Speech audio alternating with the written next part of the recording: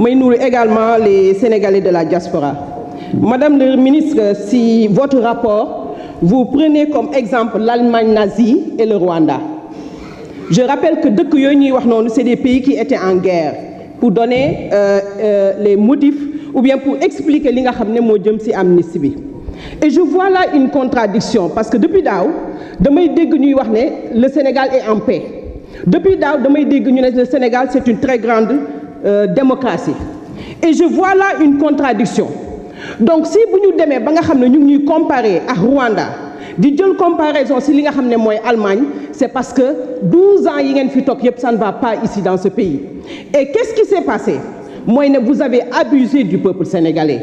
Vous avez fait souffrir le peuple sénégalais. Te li may wax nii madame le ministre si rapport bi laa ko gis. Qu'est-ce qui se passe dans un pays en guerre? Assassinat, torture, emprisonnement, viol.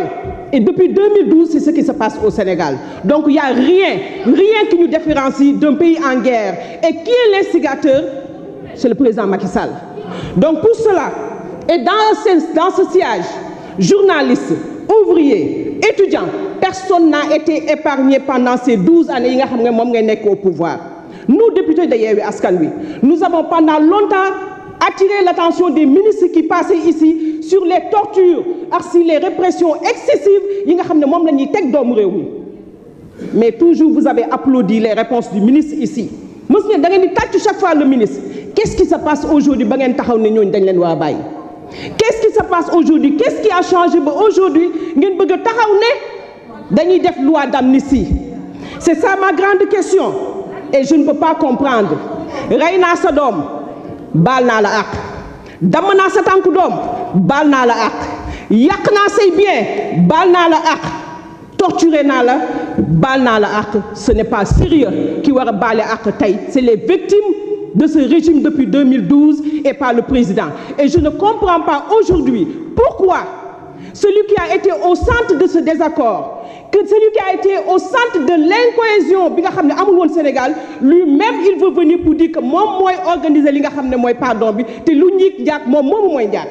Ça je ne le comprends pas et je ne le comprendrai jamais.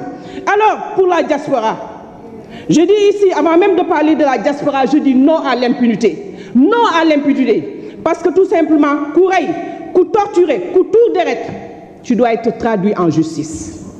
Traduit en justice, nous situer les responsabilités. C'est pourquoi je suis vraiment désolée, Madame le ministre, parce que j'ai vu ici, vous avez ce passage, vous dites, au contraire, c'est parce que la vérité est connue qu'il est d'autant plus fondamental de pardonner. Madame le ministre, mën nga jàkkaarloo Sénégalais les yeux dans les yeux nga ne leen la vérité est connue si ñu tëj.